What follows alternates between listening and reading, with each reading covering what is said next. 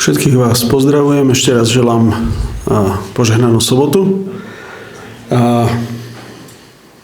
Na úvod by som znova prečítal ten verš, ktorý sme si z Matúša z 5. kapitoly čítali. Vy ste soľ zeme, ak soľ stratí chuť, čo jej dodá slanosť? Už nie je na nič súdca, len ju vyhodiť von, aby ľudia po nej šľapali.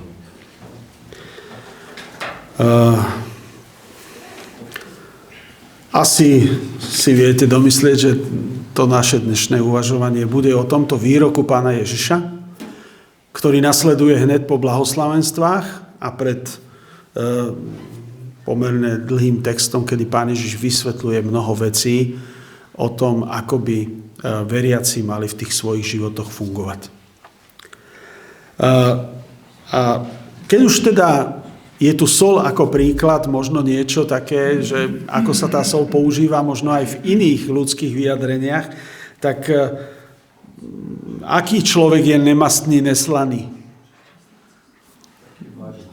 Taký nejaký, že? No, my by v kresťanstve by sme povedali vlažný, taký, že ani tak. A my to používame, že je nemastný, neslaný. A čo keď poviem taký výraz, že to niekomu osolíme? No, že aj tam tú soľ my používame ako pre... Ona sa tá soľ tak nejak objavuje aj v tých takých našich ľudských porekadlách. Takže keď to niekomu osolíme, tak to je vnímané, že dostane teda niečo, čo asi nechce. Pán Ježiš povie to podobenstvo a možno je dôležité si pri tej soli uvedomiť, alebo také 3 kľúčové faktory, keď hovoríme o soli. Prvá vec, taká dôležitá, je to chemická vlastnosť chloridu sodného soli, že sol je rozpustná.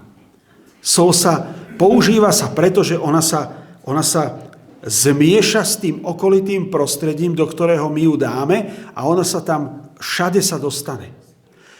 Občas budem používať možno aj nejaké kuchárske príklady.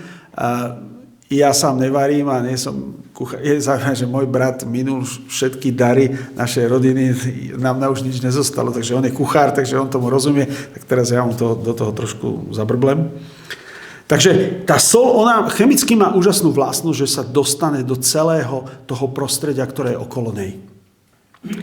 Druhá dôležitá vlastnosť, ktorú pri soli je potrebné si pripomenúť v tom kontexte toho, čo pán Ježiš hovorí, že tej soli stačí málo, aby zmenila niečo. Jej stačí veľmi málo. Nemusím vám to ani pripomínať. Vy keď si predstavíte nejakú veľkú nádobu, veľký hrniec kapustnice, keď sa teraz robili cez sviatky všelijaké kapustnice, alebo polievky, alebo čokoľvek, tak koľko solí tam dávate jednak jednej? K tomu objemu sa dáva. Nie, to tak trošku a zrazu je to celé slané. Trošku stačí. A ešte soľ má úžasnú vlastnosť. Ona všetko zmení. A vôbec ju není vidieť. Keď jete tú polievku, vy ju tam vidíte, tú soľ? Ale ju tam čo? A keď tam nie je, hneď to viete. Hneď viete, že tam chýba a už sa tam dosýpa. Nie je ju vidieť a všetko zmení. Zmení úplne chuť a podstatu toho jedla. Čo chce pán Ježiš povedať, keď povie takéto podobenstvo? Že vy ste soľ zeme. 3 vlastnosti sme si povedali, že tá soľ je rozpustná. Že proste ide do toho prostredia. Nejde polievka za solou, ale soľ za polievkou. A že jej stačí málo a že zmení všetko. V celom tom prostredí, do ktorého sa dostane. A pán Ježiš to použije takéto podobenstvo a povie to, pretože je to príklad, ktorému každý bude rozumieť. Keď im to povie, tak oni rozumejú. A on potom hovorí o svetle sveta a potom hovorí ďalšie obrazy a rieši s nimi ďalšie veci. Ale to najkratšie, čím to celé začne, je, že vy ste soľ zeme. A tak my vidíme, že soľ zmení všetko v hrnci. Vec, ktorá bola neslaná, je zrazu celá slaná. Nenájdete v hrnci časť polievky, ktorá, samozrejme to zamiešate, to je jasné, ale vy tam potom nenájdete miesto v tom hrnci, že tuto to slané nie je. Celé je to slané a rovnako. To znamená, že soľ je tu ako keby symbol toho, čo zmení celé to okolie. Všetko to zmení. A tak Pán Ježiš to hovorí, pretože keď povie, že sme soľ zeme, že aj my máme potenciál zmeniť všetko okolo seba. A najlepším príkladom je nám Pán Ježiš, tak ako Pán Ježiš solil túto zem. Už sme hovorili, že sol, ako to Pán Ježiš robil, ako Pán Ježiš zmenil ten svet okolo seba. A tak chcem sa trošku nad tým zamyslieť, že je ľahké to odbiť vetou, že sme sol a my tak trošku dobre, jasné. Ale ono to má svoje hĺbky a má to svoje veci, ktoré každého z nás môže osloviť niečo iné. Hovorili sme, že sol sa zmieša so svojím okolím a sa tam proste všade sa rozptýli. Si všimnite, že keď Pán Ježiš pôsobil na zemi, Pán Ježiš bol prístupný pre každého. Prečítajme si v evanjeliách, či bola nejaká skupina ľudí, s ktorou sa Pán Ježiš nebavil. Bola taká? Alebo tam bol pre každého. Tam, kde on sa nachádzal, bol Pán Ježiš prístupný pre každého. A Pán Ježiš neriešil postavenie ľudí, ktorí boli v jeho prostredí. On neriešil ich postavenie. A tak komunikoval s farizejmi. Komunikoval s predstavenými. Máme príbeh o Jairovi, predstavený synagógy. Ale komunikoval s malomocnými. Nikto s nimi nechce, ale on áno. Komunikoval s cudzoložnicou, kde už ľudia nechceli komunikovať, už chceli len hádzať. Už bolo všetko povedané. Ale on s ňou komunikuje. A Pán Ježiš komunikuje aj s deťmi, čo tiež aj jeho učeníci nechápu. Pán Ježiš bol prístupný pre každého a neriešil postavenie v tej spoločnosti. Viete, sol si nevyberá, že ja oslaním iba tú vodu a kapustu nie, čo je v tej kapustnici. Aj tá kapusta bude slaná od toho. Nie je toľko možno, ale bude. A Pán Ježiš neriešil ani pôvod. Keď sa pozrieme, jak pôsobí. Komunikuje so Židmi? Komunikuje. To by sme tak očakávali. Ale on komunikuje aj s pohanmi. On komunikuje aj so Samaritánku, s ktorou by ani učeníci nekomunikovali. Nerieši pôvod. A Pán Ježiš nerieši ani politiku. Ani to svetské fungovanie. On to nerieši. A my vidíme, že on rozpráva so Židmi, komunikuje, ale aj s Rimanmi. S tými, ktorí tam boli vnímaní ako okupanti. To Pán Ježiš to vôbec nerieši. A Pán Ježiš nerieši, a nie je mu to prekážkou, ani nejaké zvyky a tradície, ktoré mali veriaci v tom čase. Ani to nebola jeho prekážka. A tak vidíme, že uzdravuje v sobotu a je z toho problém. A jeho učeníci si neumývajú ruky pred jedlom obradne a je z toho problém. A trhajú klasy v sobotu a je z toho problém. A stýka sa s pohanmi a žráčmi a pijanmi vína a je z toho problém. Lebo Pán Ježiš nerieši zvyky a tradície. Lebo Pán Ježiš ide všade. Bol prístupný pre každého, kto bol v jeho okolí, tak ako tá sol sa dostane všade. A bol jeden. Viete, ja som hovoril, že tej soli netreba veľa. Tak, viete, vždycky mám rád tie recepty. Ja som aj pár vecí už skúšal a keď vám povie skúsenejší človek, teda v môjom prípade manželka povie, že daj tam trochu. Neviem, koľko je trocha. Alebo štípka soli. Čo je štípka soli? No, tak. Ale soli treba málo. A my vidíme, že jeden Ježiš, jedna osoba, jedna bytosť, ak je napojená s Pánom Bohom, zmení všetko. Má obrovský vplyv. A je jedno, aké činnosti a aké postoje ona zachováva. Ak je to vedenie Duchom Božím, stačí jeden. Cez koho ten duch pôsobí v tom prostredí. A my vidíme, že to množstvo, tá škála tých činností, ako sa ten Ježiš prejavuje v tom spoločenstve, je obrovská. My radi hovoríme o tom, ako Pán Ježiš niekoho uzdraví, ako Pán Ježiš oživí mŕtvého, o tom hovoríme radi, že vyženie nejakého zlého ducha. Ale to nebolo jediné, čím Pán Ježiš osolil ten svet okolo seba. My vidíme, že on aj vyučuje. A on aj vysvetľuje. A to máme radi, to sa nám veriacim najviac páči, keď niečo povie a potom nám to vysvetlí a to chápeme. Učeníci sa pýtajú, čo znamená toto podobenstvo. A on to teda vysvetľuje. A Pán Ježiš aj napomína. O tom sa už trošku menej niekedy hovorí. Nie všetci to majú radi, ale Pán Ježiš aj napomína. A potom vidíme, že Pán Ježiš aj odpúšťa. A my vidíme príbeh tej cudzoložnice, kedy sa tam riešilo právo a zrazu Pán Ježiš vyťahne milosť.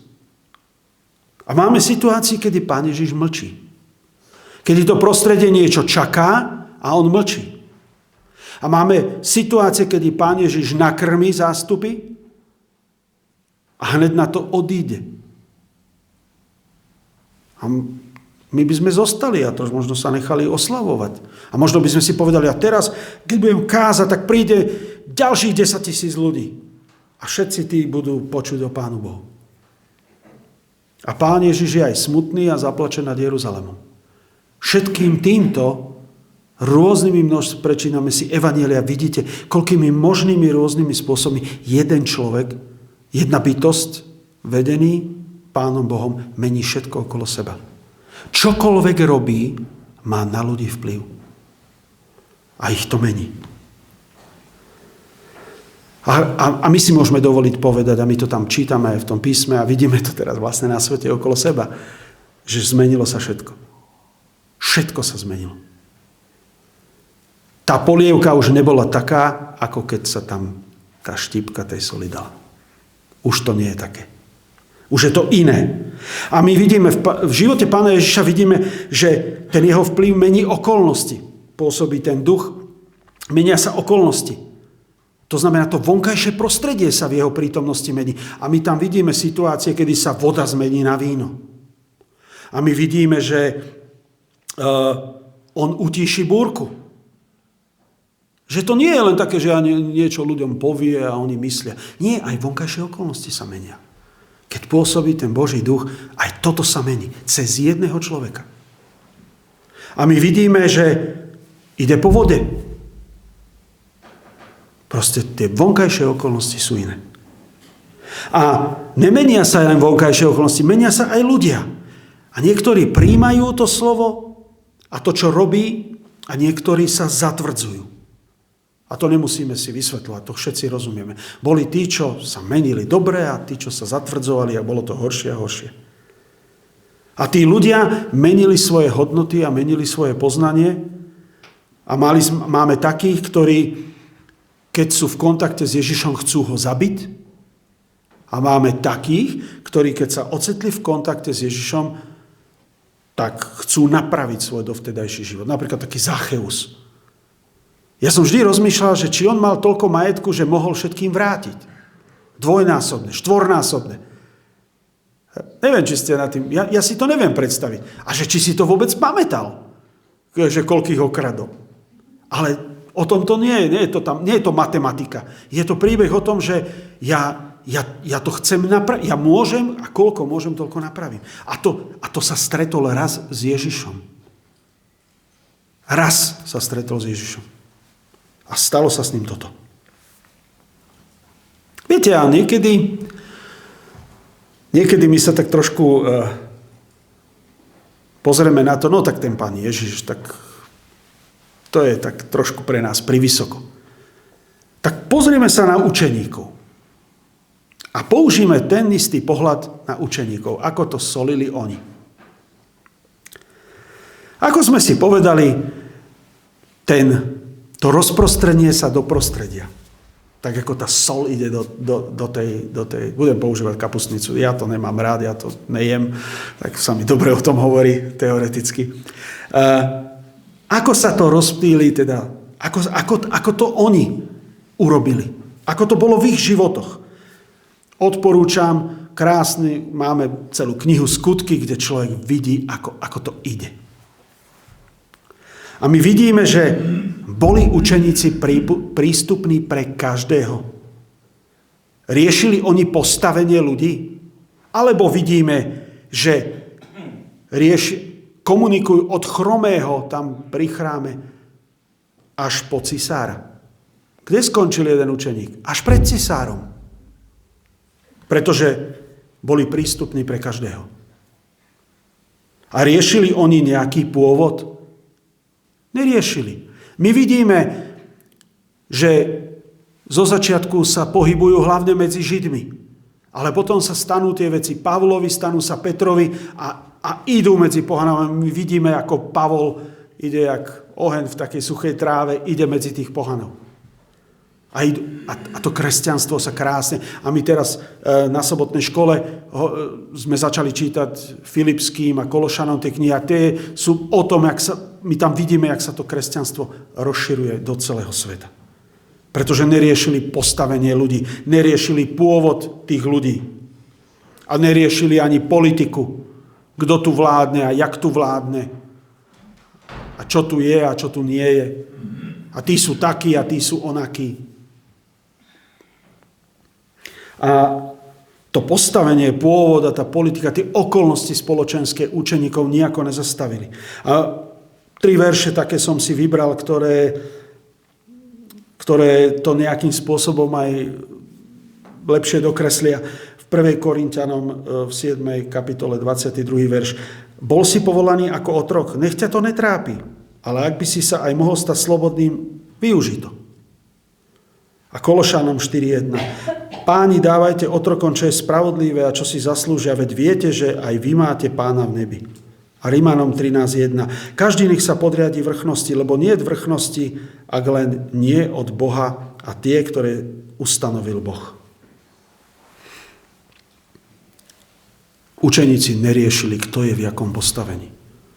My sme v sobotnej úlohe mali vlastne text, ktorý hovoril o otrokovi Onezimovi, ktorého teda posiela Pavol naspäť k svojmu pánovi.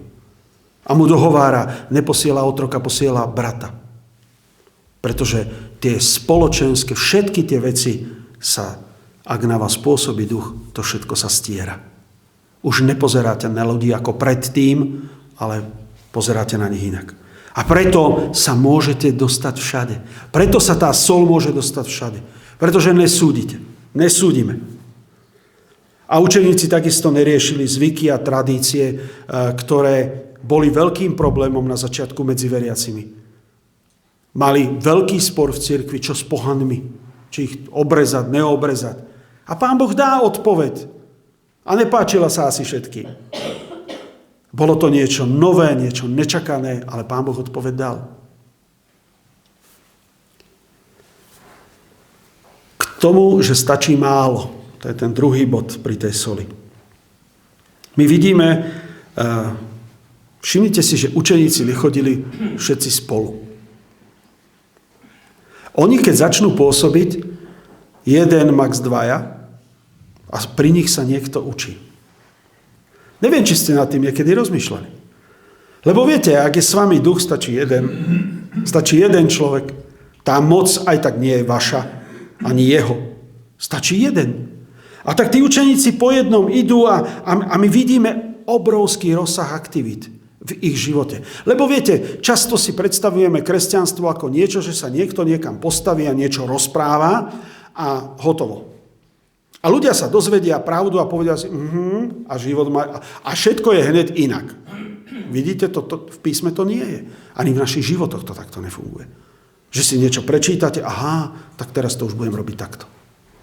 My tam vidíme obrovský rozsah tých aktivít. My vidíme uzdravovanie. Učeníci, Boží duch na nich pôsobí, učeníci uzdravia, učeníci oživia mŕtvého. Máme tu príbeh Tabity, v Skutkoch 9. kapitole. Všetko, čo aj Pán Ježiš urobil, ten istý duch s jedným človekom urobil a ten vplyv sa okamžite prejaví. A my vidíme vyháňanie zlých duchov. My vidíme, že vyučujú. Vidíme, že vysvetľujú. V tých skutkoch to krásne, všetko to sa tam deje. My vidíme, že aj napomínajú, ale my vidíme, že aj pracujú. Pavol sám hovorí o tom, no tak keď nikto nie je, tak šije stany. A všetko toto, všetká tá činnosť, ktorú oni robia, aj keď sú vo väzení, sú užitočné. Aj o tom sme dneska hovorili. A je viacero príbehov, kedy aj sedenie vo väzení je požehnaním pre ľudí okolo. Môžeme sa potom v nebi na to opýtať toho žalárnika vo Filipoch. Ako mu bolo užitočné, že bol Pavol vo väzení. Že to spôsobilo záchranu jeho života. A tak stačí jeden učeník. Stačí jeden veriaci. Ako stačí iba štipka soli. A aký to malo následok? Čo to urobilo, keď ten jeden stačí, že je napojený na toho ducha a solí? Všetko sa zmení. A my vidíme, že aj v živote učeníkov sa menili vonkajšie okolnosti. Oni, veriaci, neboli ochudobnení o to, že, čo som spomínal, Pán Ježiš chodí po vode, utiší búrku a tak ďalej. Vidíme niečo také v živote učeníkov? Ak to bola Božia vôľa a bolo to treba, my vidíme, že Peter sa stal na chvíľu neviditeľným. Pozrite si Skutky 12. kapitolu. Je napísané, že je vo väzení a on ide z väzenia a stráže ho nevidia. Peter je neviditeľný. A potom už zase je viditeľný, ale kým ide z väzenia von, tak je neviditeľný. A ide s ním anjel.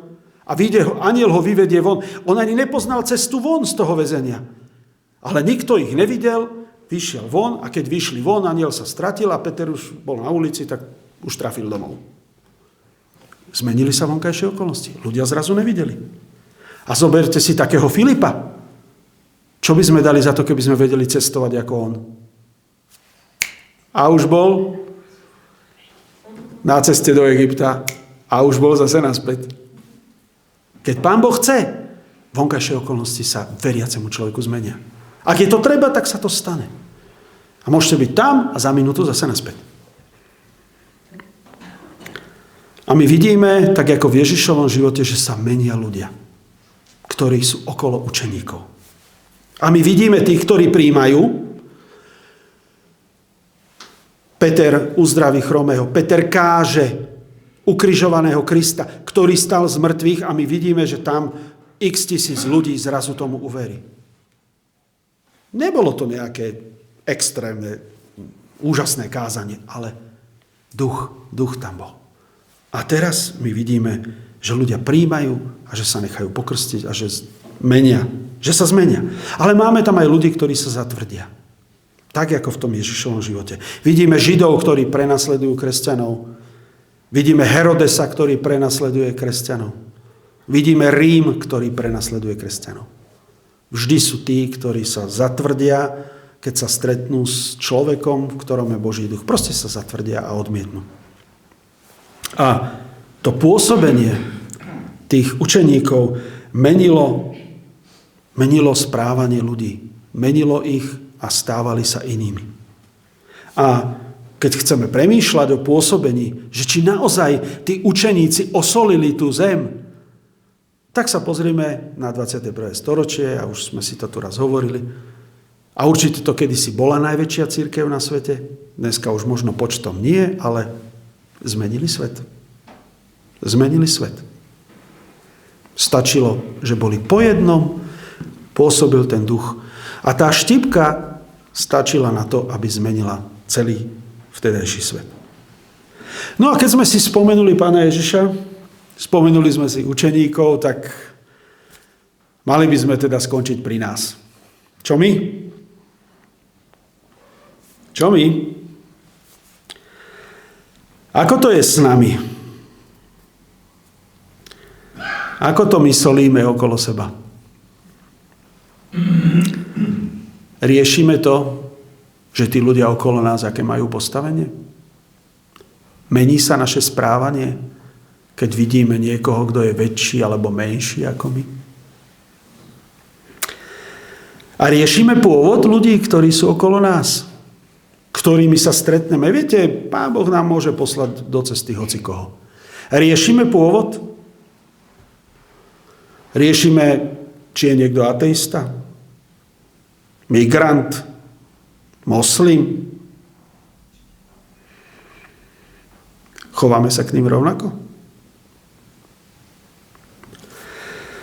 A my aj tú politiku máme v tých životoch. Viete, sú nám takí, ktorí sú nám sympatickí a takí menej sympatickí a niektorých máme radšej a niektorých nemáme vôbec radi. A je jedno, či sú to konzervatívci, alebo liberáli, alebo progresívci, alebo národniari, je to úplne jedno. Proste je to nová škatulka a už pre toho človeka nie som taký slaný.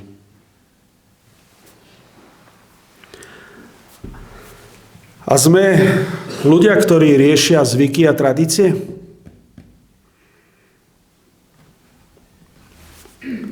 Boríme sa aj s týmto? Nie je nám to niekedy na prekážku? Sme otvorení tomu, že to môže byť aj inak? Len preto, že to nejako vždy bolo, môže to byť aj inak. Celé písmo je zápas, kedy vždy je to inak.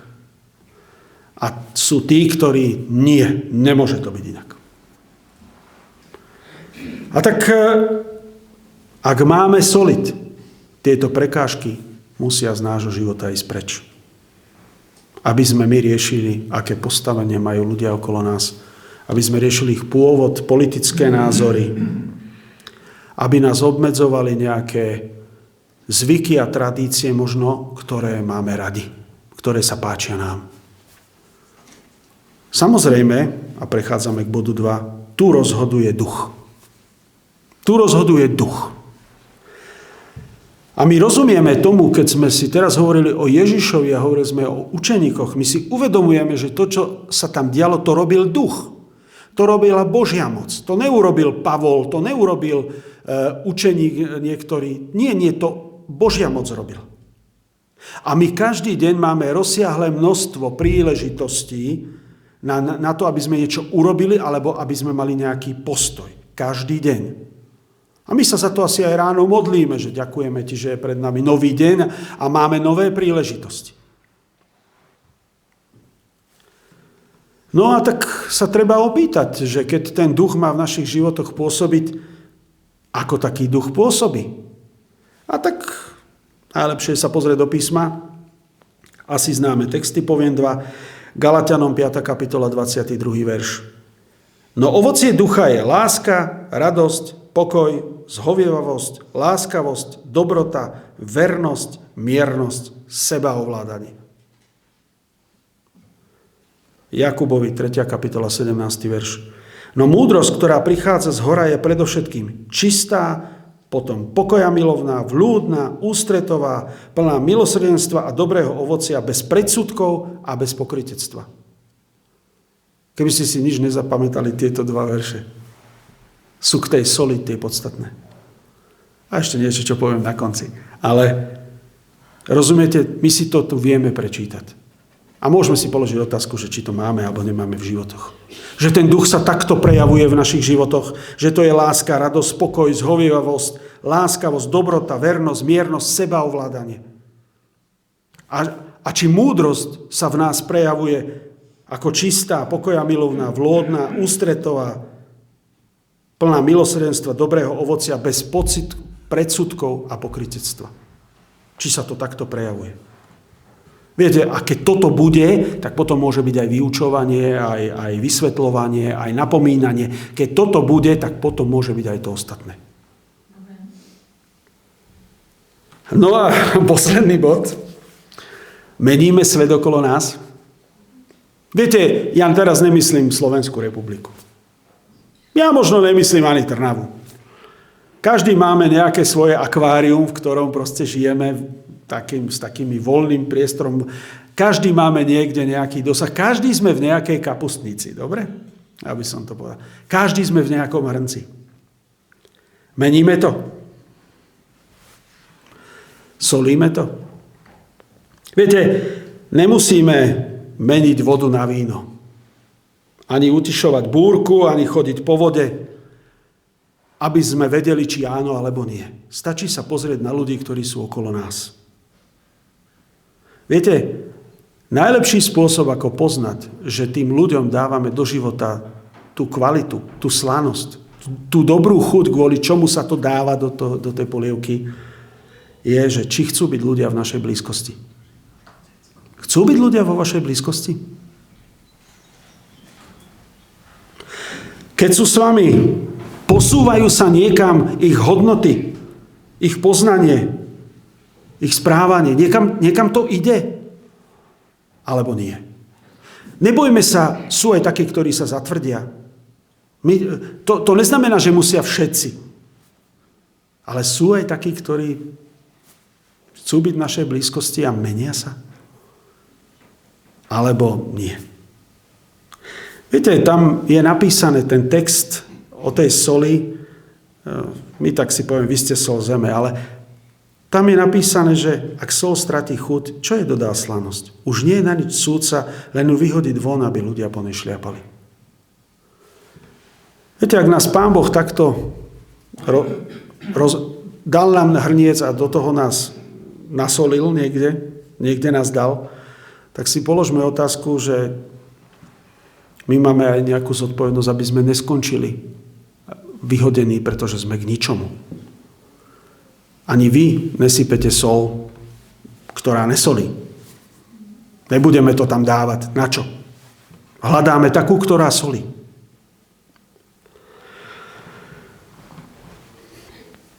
A tak sme si povedali, že Ježiš, učeníci, ani my nemáme riešiť postavenie, pôvod ľudí, politiku, zvyky, tradície, predsudky a všelijaké iné veci, ktoré nám bránia tomu, aby pôsobil v našich životoch duch.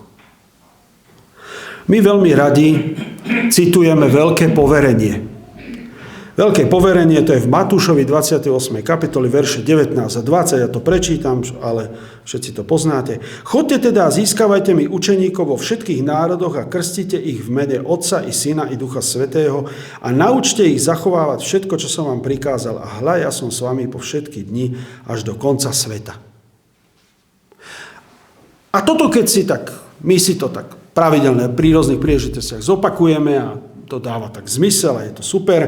A väčšina ľudí si pod tým predstaví, áno, tak treba nejakú evangelizáciu, treba tie informácie tým ľuďom dať, treba tie informácie a oni, keď ich budú počuť, tak sa im v hlave nejak zablisne. Aha, a už teraz to bude dobre.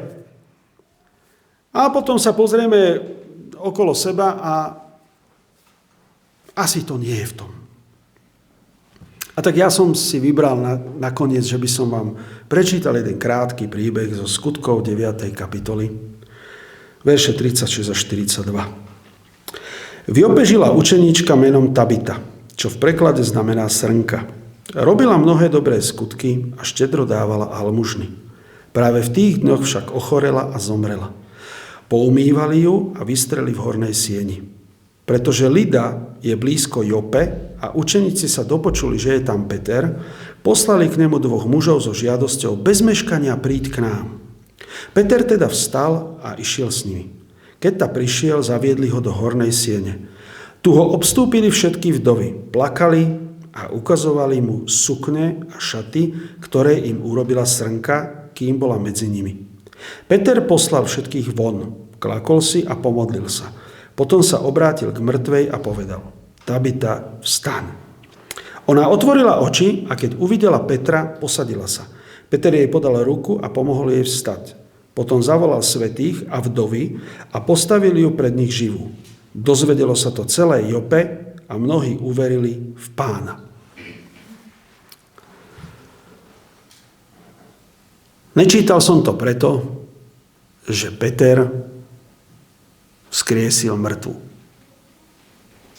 Čítal som to preto, že Tabita bola sol v hrnci. Svedčili o nej kto? Všetci tí ľudia. Všimte, oni prišli a Petrovi ukázali, čo pre nich urobil. Tabita bola naozaj tá štipka soli v tej Jope. A svedčili o nej tí ľudia, ktorí tú sol zažili, ktorí ju pocítili. A tak sa nenechajme odradiť, že nevieme vyučovať, kázať, alebo možno tak, tie veci, ktoré my vnímame v kresťanstve ako silné a potrebné. Pretože tá sol sa môže prejavovať rôznym spôsobom. A tak sa musíme my sami rozhodnúť, že či tie naše životy majú chuť. Či sme v tom hrnci, v ktorom žijeme, tou solou, alebo nie sme a budeme vyhodení na to pošliapanie. Tak si vždycky spomente na tú Tabitu, ktorá nemala žiadne kázanie, ale dozvedelo sa to celé Jope, mnohí uverili v Pána. Všetci si to spojili s tým, že bola taká dôležitá, že ju Pán Boh skriesil. Amen.